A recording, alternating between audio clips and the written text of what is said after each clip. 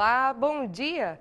Em 2016 e 2017, o Brasil registrou um grande surto de febre amarela, especialmente em cidades da região sudeste. Segundo o Ministério da Saúde, no período de monitoramento, que foi julho de 2016 a junho de 2017, foram confirmados 777 casos humanos e 261 mortes. A doença voltou a chamar a atenção no início desse ano em razão do aumento dos casos. Por isso, a Organização Mundial da Saúde classificou o estado de São Paulo como área de risco e recomendou que viajantes internacionais tomem a vacina para se imunizar contra o vírus. E para entender mais sobre esse surto da doença em algumas cidades do país, no programa de hoje eu converso com o Dr. Kleber Luz, que é infectologista, e Marileide Batista, que é coordenadora do Sinteste RN e vai me ajudar no programa de hoje a fazer essa mesa redonda, né, do programa de hoje com o Dr. Kleber. Dr. Kleber, seja bem-vindo ao nosso programa, para a gente entender, para as pessoas de casa poderem entender mais o que é que está acontecendo. Será que é necessário esse medo todo, esse alarme todo que está acontecendo no país, esse surto de febre amarela? Então, vamos conversar sobre isso. O que é, de fato, a febre amarela e quais os sintomas e como se dá o tratamento da doença, assim, rapidamente? A febre amarela é uma doença causada por um vírus.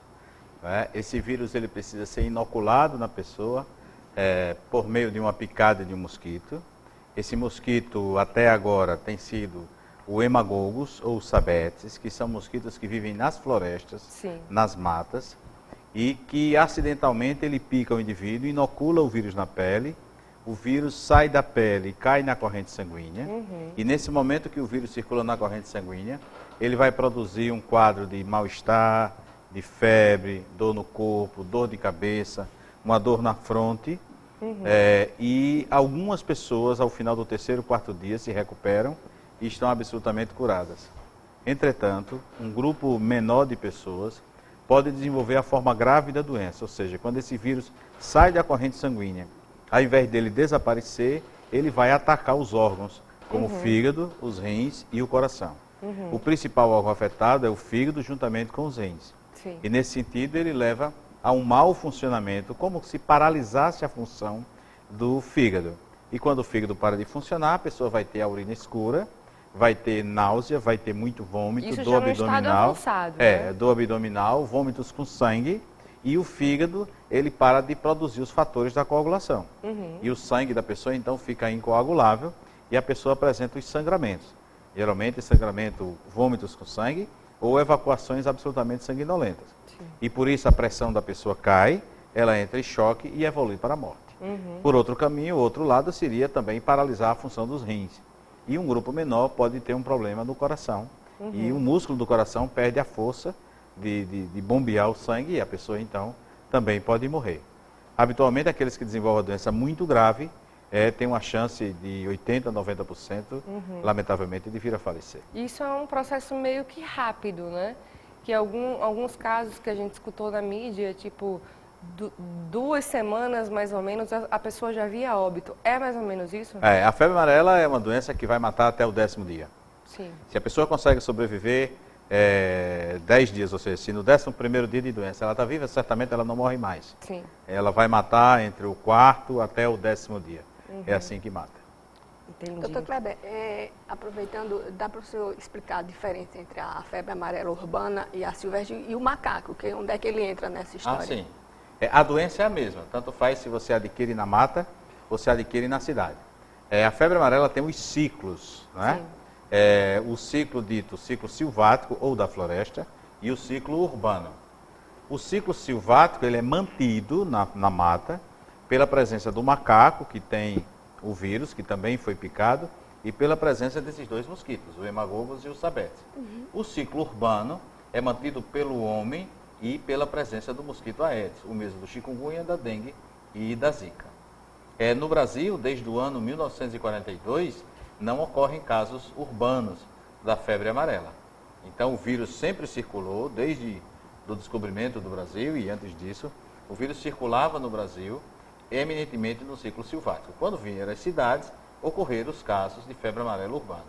Mas o Aedes, que é o mosquito que transmite dengue, chikungunya, ele é um péssimo transmissor da febre amarela.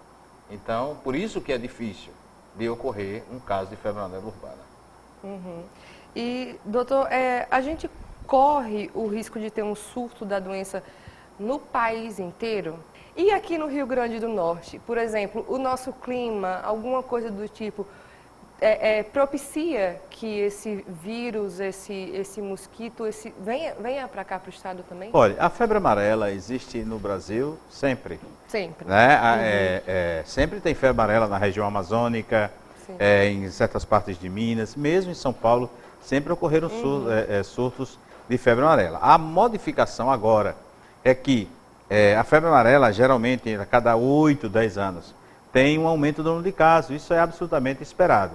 O que certamente acontece agora é que há um grupo maior de pessoas que estão adentrando na mata ou que estão trabalhando na mata e essas pessoas estão se contaminando. Não é? E, obviamente, essas pessoas não foram vacinadas. Porque desde muitos anos, historicamente, desde os anos 30, 40 do século passado, quando começou essa vacina, a utilização da vacina da febre amarela, que esse grupo de pessoas é um grupo de prioridade.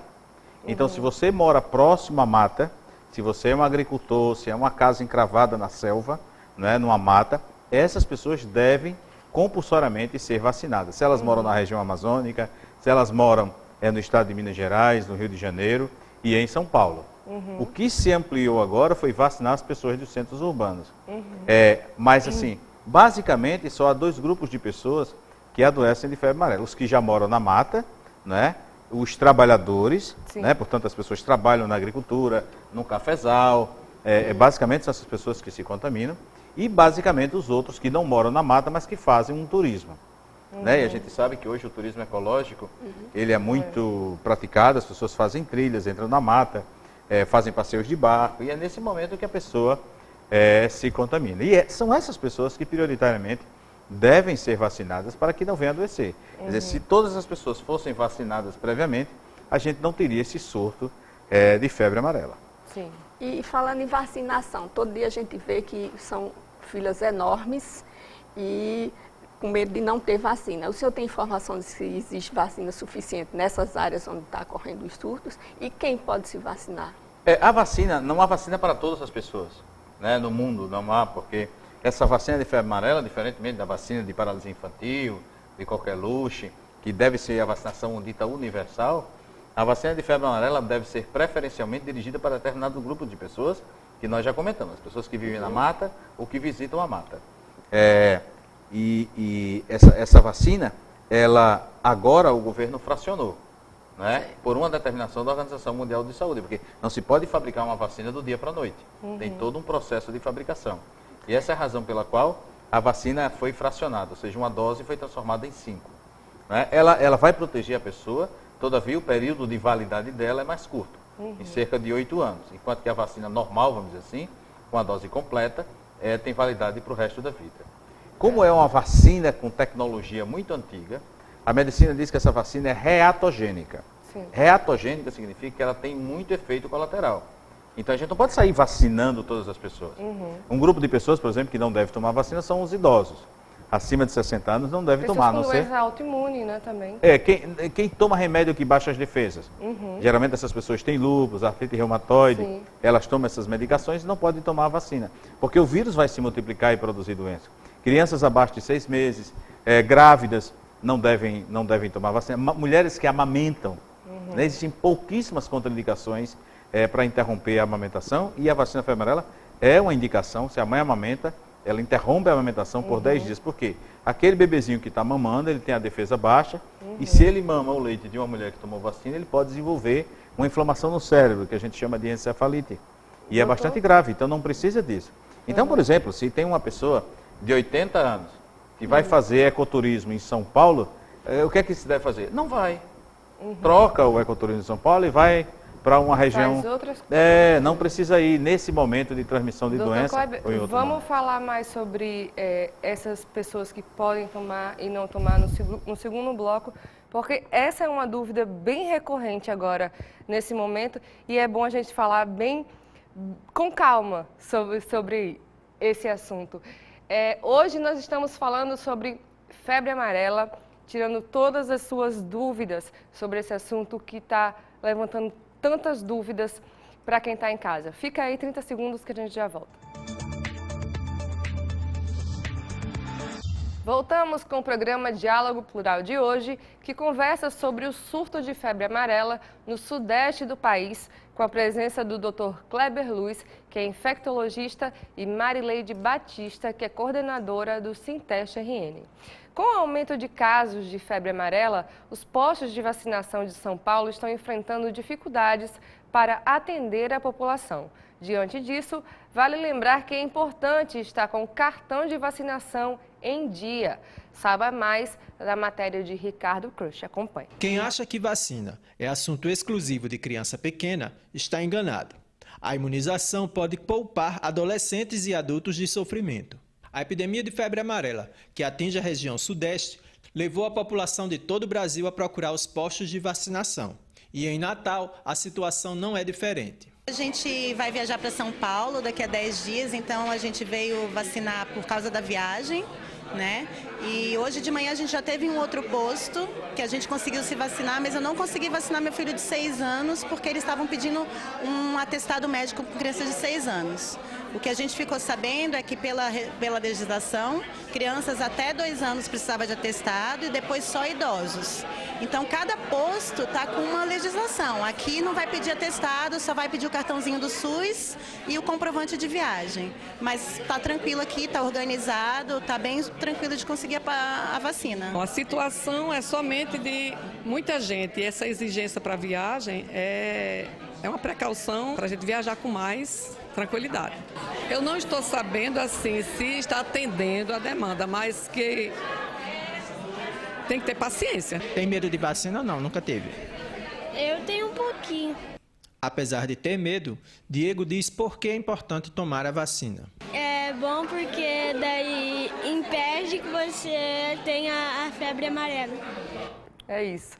E, doutor, pegando o gancho da pergunta que Marileide fez, vamos falar mais, né, de quem pode e quem não pode tomar a vacina, porque não é só a questão de ir para a área de risco, né? A questão é, como o senhor estava falando no bloco anterior, se preciso for, não vai, né? Até sendo um pouco redundante, se preciso for, não vai para o local, não é? Porque até a gente estava conversando antes do programa começar, que eu tomei a vacina quando eu tinha mais ou menos uns 18 anos, né? E ela não era uma vacina fracionada, era uma vacina que o doutor aqui me tirou a dúvida, que é para a vida toda, quando eu precisei ir para Belém do Pará.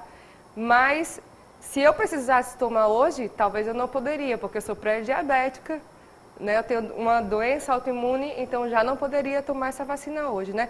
Então, conclua um pouquinho para a gente sobre isso. Eu acho que tem que deixar claro quem pode, quem não pode e quem deve. Sim. Né? Quem deve tomar é quem está sob risco de adquirir a doença. Uhum. São as pessoas que adentram a mata, vivem na mata ou trabalham na mata.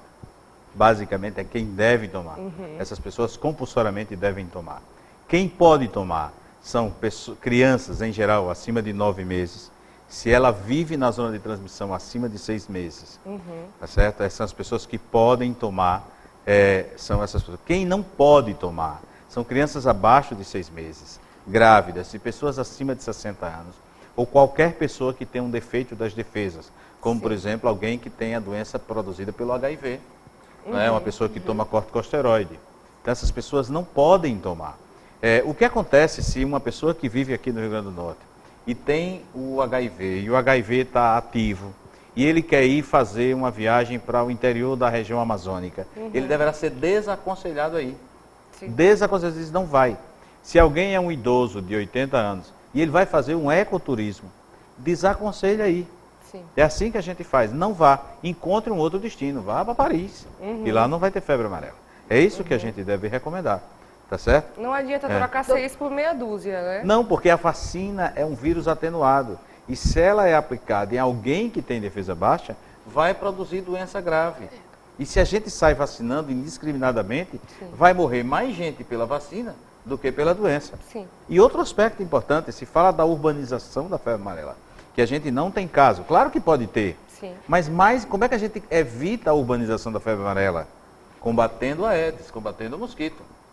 É isso que as pessoas, todo mundo quer tomar vacina e ninguém quer matar o mosquito. É verdade. Então, a gente evita, quando a gente mata o Aedes, quando a gente controla o criador, a latinha d'água, o jarrinho, essas coisas, com essas chuvas que estão tendo agora, nesse mês de janeiro aqui no Rio Grande do Norte, a gente mata 4 coelhos com uma cajadada só. Evita a febre amarela urbana, a zika, a chikungunya e a dengue. E considerando que são 4 dengues, são 7 doenças que a gente deixar evita. a preguiça de lado mesmo, né? É, exatamente. Eu acho que a gente tem que atento. agir em cima do principal.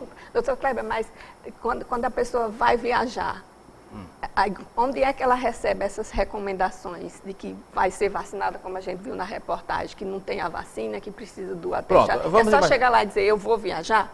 Vamos imaginar que a pessoa vá para São Paulo, né? E se ela for, por exemplo, para uma reunião na Avenida Paulista, né, vai uma senhora que vai fazer compras, ou alguém que vai lá na 25 de março, né, fazer compras para revender aqui, ela não precisa tomar vacina, porque não tem febre amarela na 25 de março. Não precisa tomar a vacina. Entendeu? É isso que é importante. Tá, mas aonde ela recebe essa orientação, por exemplo? Ela vai chegar no posto de saúde e alguém vai orientar isso? Certamente as pessoas vão orientar. O que está acontecendo é que as pessoas estão querendo tomar a vacina. Não é? E estão assustadas, porque estão vendo as reportagens de que a febre amarela mata. Né? Que eu argumento. Essa mesma pessoa que quer tomar a vacina de febre amarela não controla o criador dentro de casa. Então, ela deixa o mosquito dentro de casa e quer tomar a vacina. Está havendo como uma espécie de desespero sem a devida informação do porquê esse desespero todo, né? Existe uma base, primeiro, né? Existem tantas coisas que a gente tem que se cuidar, né? Como o senhor bem falou, primeiro, tomar conta da sua casa, do seu canto, para que o mosquito não vá para lá, para que tudo, né, não exista esse aumento do número de mosquitos, né? Evitar casos de dengue, que no Rio Grande do Norte, sim, já houve surtos de dengue, né, e tudo mais. Então, a febre amarela é um pouco mais distante, né? Todas essas doenças infecciosas e transmissíveis, seja de pessoa a pessoa, seja uma doença transmissível por um mosquito ou pela água, sempre causam um impacto social muito grande. Né? Isso aconteceu no Paraguai recentemente, acontece em São Paulo, as pessoas brigam na fila, entendeu? E o impacto social dessas doenças sempre existiu. Né? A guerra da vacina lá no Rio de Janeiro, no início do século passado. Então isso causa uma comoção muito grande. O que eu penso é exatamente isso, quer dizer, a comoção é para o lado errado da coisa. Certo? Se a gente perguntar a todas as pessoas que estão na fila, quem verificou hoje se tem um criadeiro em casa, ninguém verificou. Né? Então ele corre o risco, porque a vacina pode não funcionar, ele corre o risco de ter um efeito colateral da vacina, né? Mas ele não controla o jarrinho com a planta em casa. Essa semana agora que passou, 2 pessoas me trouxeram mosquitos mortos, e era o Aedes. Então à medida que chove, ele volta a circular. Ele volta a circular. Agora, para haver a transmissão da febre amarela, o índice de infestação tem que ser muito alto. Coisa que quase nunca, por exemplo, aqui na cidade de Natal aconteceu.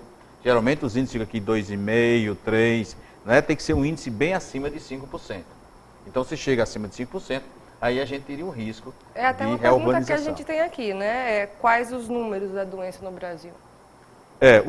O número dos casos de febre amarela, né? Habitualmente a gente tinha cerca de 30, 50, 60 casos a cada ano. Eram pessoas que iam na mata, que não tomavam a vacina e que desenvolviam a doença. De fato, no ano 2016, no Peru teve uma grande epidemia de febre amarela e tiveram os mesmos problemas que tivemos aqui ano passado e agora. Ano passado, então, houve um grande surto de febre amarela numa região de Minas Gerais, mas a história de Minas é muito interessante porque teve febre amarela em vários municípios, mas em um município a enfermeira preocupou-se em vacinar todo mundo antes do surto. Não teve nenhum caso. Né? Ela vacinou as pessoas de risco. Sim. Isso é bastante importante, porque ela vivia numa zona de risco de febre amarela. Então, ano passado, mais ou menos 1.000 casos de febre amarela, varia de 1.000 até 4.000 casos, mas ocorreram muitas mortes.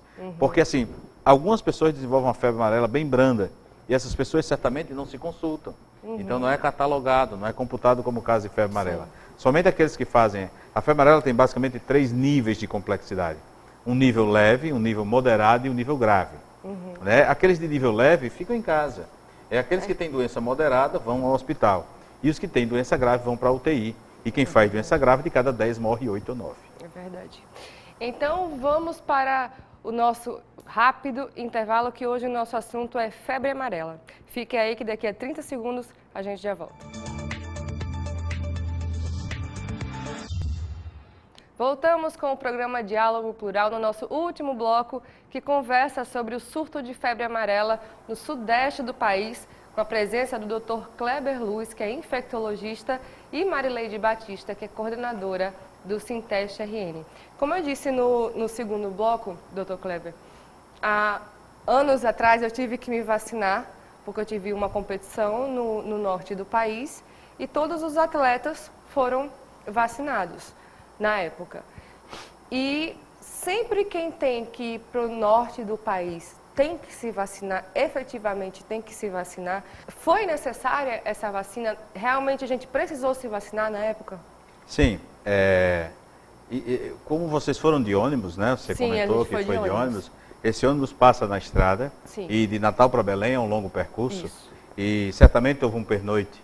Isso. Né? E vocês poderiam dormir próximo à mata, porque quem conhece a região amazônica, a região de mata, Isso. muito próxima. Nitidamente a gente vê essa mudança, para quem vai de ônibus, a gente vê nítida essa mudança da nossa vegetação para a vegetação do norte Mas do no país. passado era, eu lembro também, fiz uma viagem de São Paulo para Brasília, paravam o ônibus e vacinavam todas as pessoas. Essa era a recomendação que se fazia e certamente isso evitou que as pessoas tivessem a febre amarela. Hoje, então, houve um arrefecimento dessa medida e aí você começa a juntar um bocado de gente que não é vacinada e as pessoas adoecem. Então, eu, no caso, hoje já, pelo que eu me vacinei antigamente, né, até um recado para quem já se vacinou como eu antigamente. A gente está livre hoje, né? Ah, sim, sim. No passado, havia uma recomendação de uma reaplicação da vacina a cada intervalo de 10 anos. Né, não era fracionada. Agora, a Organização Mundial de Saúde já entendeu que uma única dose é capaz de proteger o indivíduo para o resto da vida. Se for a dose fracionada, essa que está sendo feita nas pessoas que não moram na região endêmica, ela deve ser repetida. Né? Ela, tecnicamente, o objetivo dela é um apaga-fogo. Ela vai proteger aquelas pessoas durante o período de 1 ano e aí evitaria a disseminação do surto. O grande objetivo da dose fracionada é evitar a ampliação de um surto. Doutor Kleber, e as pessoas que estão vindo dessas regiões que estão com esse problema, vai ocasionar problema para o Rio Grande do Norte? Em geral não, porque o número de dias, por exemplo, que uma pessoa com dengue fica com vírus na corrente sanguínea chega a ser 5 ou 6 dias. O número de dias que alguém com febre amarela fica com vírus na corrente sanguínea é no máximo 3 dias. A gente chama então o período de viremia é muito curto. Então quando ela chega, geralmente ela já não tem mais o vírus na corrente sanguínea e a capacidade de transmitir a doença dela é muito pequena. É uma doença da mata, pelo menos até agora. E profissionais da área de saúde? Né, que ontem a gente estava conversando na casa da minha tia, que tem uma prima que ela trabalha na universidade em São Paulo, que trabalha na área de odonto, e vem passar 5 dias aqui em Natal. Então eu estava se comentando, então é melhor que ela seja vacinada aqui em Natal, já que lá em São Paulo está, né, esse pânico, né, entre as pessoas. É realmente uma situação mais indicada que a pessoa se vacine aqui, já que as pessoas estão menos desesperadas do que lá, que a procura está sendo maior? Do ponto de vista lógico, logístico, de logístico, aqui vai ser mais fácil vacinar do que em São Paulo. Entretanto, se ela é uma funcionária da universidade, uma estudante universitária, que não entra na mata, tecnicamente não há necessidade. Também não é necessário. Não é necessário que tome a vacina por enquanto. A não ser que até surgiu o primeiro caso urbano, né? Lembrar que ano passado ocorreram cerca de 4.000 casos suspeitos de febre amarela e não houve um único caso urbano. Entendeu? Então a doença é circulação silvática. E a gente pensa que não há grandes razões para a gente sair puxando os cabelos, achando que amanhã vai ter um surto de febre amarela urbana. Mas se acontecer, tem que agir das duas formas. Sempre controlar o mosquito, porque mesmo que você vacine todas as pessoas, nem todas poderão ser vacinadas, porque há pessoas que não podem, né? E há pessoas que têm uma contraindicação absoluta. Uma criança de 4 meses não pode tomar vacina de febre amarela em hipótese alguma, porque ela vai desenvolver uma doença grave. Sim. Então, por mais que a gente queira, se tem um surto de febre amarela urbana, haverá sempre pessoas, alguém que tenha HIV, né, infecção pelo HIV, com a taxa de defesa muito baixa, ele não pode tomar vacina de febre amarela. Então, sempre haverá pessoas que não podem tomar vacina. E como é que a gente evita essas pessoas de adoecer? Controlando o mosquito. Sem dúvida nenhuma. Essa é a ideia. Então, pra gente, o nosso programa está chegando perto do fim, então vamos pelo seguinte, né? Muitas pessoas, a mídia divulgando o tempo todo dando várias informações, só que nem todas as pessoas pegaram essas informações do início, como isso começou, né? Houve a morte de um macaco em área urbana, né? Isso confundiu muito aí a cabeça das pessoas com a questão do perigo. Nas imagens a gente vê filas enormes, né? Qual é o mosquito? É o mesmo mosquito que dá a doença da dengue? Não é outro mosquito? Doutor, fique à vontade, dê o seu recado para quem está em casa. Existe motivo para desespero? Não existe? Só ter um pouco de calma que tudo se resolve? Qual é a sua orientação para quem está em casa? A primeira recomendação para nós aqui, né, potiguares, a primeira grande recomendação é controlar o mosquito. Sim. É evitar o criadouro do mosquito. A segunda recomendação é, se você recebe alguém de fora, ou se você visitou essas áreas de mata e chega aqui no Rio Grande do Norte e adoece com febre, dor no corpo, dor de cabeça, uma dor na fronte, né? A face fica um pouco avermelhada, imediatamente procurar a unidade de saúde e dizer, tive na mata, não tomei vacina, posso estar com febre amarela, porque certamente se começa o tratamento precocemente, haverá um prognóstico melhor. Para não falar aquela velha coisa, né? Não, isso é uma virose, isso é uma gripe, né? Sim. Não é para não confundir os sintomas. Não confundir. E, obviamente, os que forem à mata deverão certamente ser vacinados. É verdade.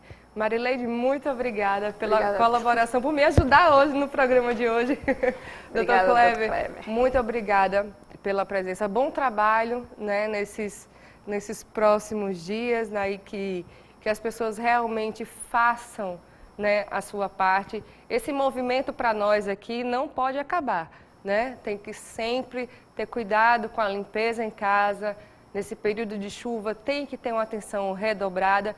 Isso sim vai fazer com que a gente não tenha a doença de modo algum. E sempre procurar ajuda médica caso tenha qualquer sintoma parecido. A você, muito obrigada. E se quiser mais informações sobre o nosso diálogo plural, acompanhe as atualizações no nosso Twitter ou pelo Instagram, que é o SintesteRN, no nosso site, o www.sintesteRN.org.br, ou na nossa página do Facebook, que é o facebook.com/SintesteRN. A você um ótimo final de semana e até o próximo sábado, se Deus quiser. Tchau, tchau.